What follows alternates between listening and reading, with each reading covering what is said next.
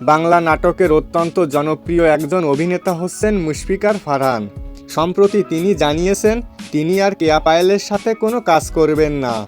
সাংবাদিকদের এক প্রশ্নের জবাবে ফারহান স্পষ্ট করে বলেন, পায়েলের কিছু ব্যাপার আমার অনেক খারাপ লেগেছে।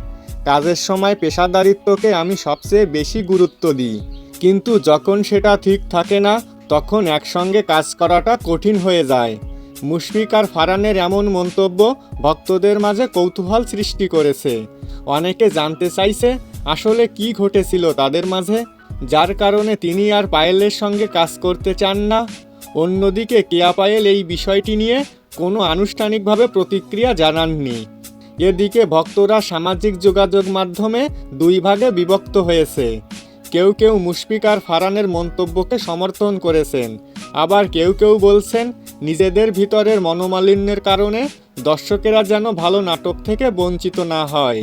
তো বন্ধুরা, এই বিষয়ে আপনার কি মতামত তা অবশ্যই কমেন্টে লিখে জানাতে ভুলবেন না। কথা হবে পরবর্তী কোনো ভিডিওতে। সেই পর্যন্ত সবাই ভালো থাকবেন, সুস্থ থাকবেন। ধন্যবাদ।